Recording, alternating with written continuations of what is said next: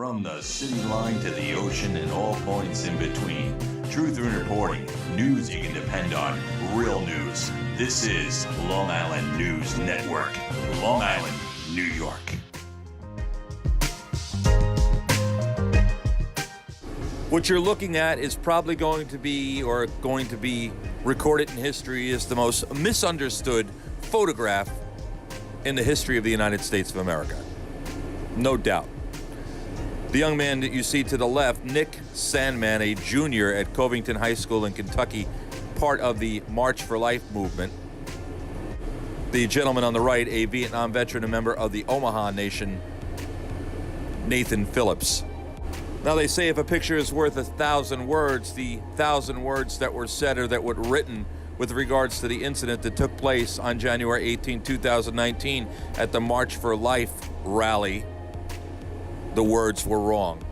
See, it was reported that Nick and other members of the student body from Covington basically verbally attacked Nathan Phillips, mocking him, making racial slurs, but it didn't happen that way.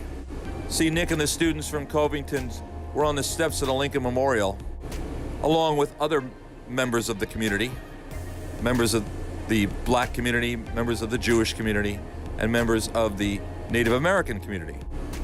As Nick explains it, the situation was getting very, very tense and was about to turn violent.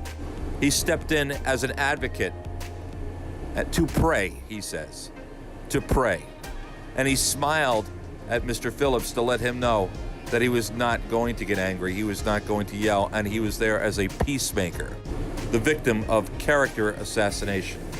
We as a people are far too quickly to judge what we see and do not truly understand or have all the facts. A story that I reported on in my other show, The Rant, I said you can't judge one group of people based on the actions of another group of people. What I was saying there was that if in fact it was true what the Covington High School students did, which it turns out they did not, then you can't judge the entire group of individuals that were there for the march. I was there. I spent time with almost 200 students from Long Island, from the Rockville Center Diocese here on Long Island.